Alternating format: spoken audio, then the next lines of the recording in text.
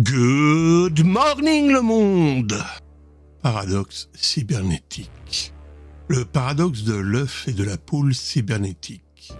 Dans les années 1950, le pionnier de la cybernétique, William Ross Ashby, a construit un appareil appelé homéostat.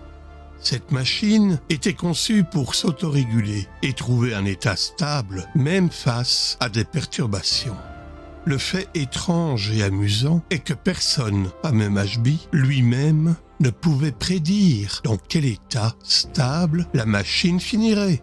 C'était un peu comme demander à une poule cybernétique de pondre un œuf sans savoir si l'œuf serait carré, rond ou même s'il contiendrait une surprise. La cybernétique dans la réalité, la science. En réalité, la cybernétique est la science de la communication et du contrôle dans les êtres vivants, les machines et les systèmes sociaux. Le terme a été formalisé en 1948 par le mathématicien américain Norbert Wiener dans son ouvrage Cybernetics, or Control and Communication in the Animal and the Machine. La logique robotique implacable face à l'humanité. Robocop est programmé pour être un agent de la loi parfait, ce qui le conduit à des interactions souvent décalées avec les humains. Son application stricte des directives, sans aucune nuance émotionnelle, est une source constante d'humour noir.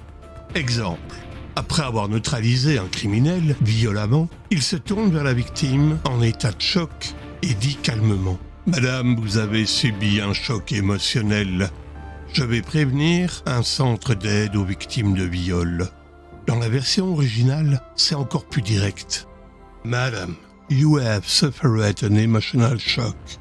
I will notify a rape crisis center. » Le décalage entre la situation et sa réponse protocolaire est hilarant.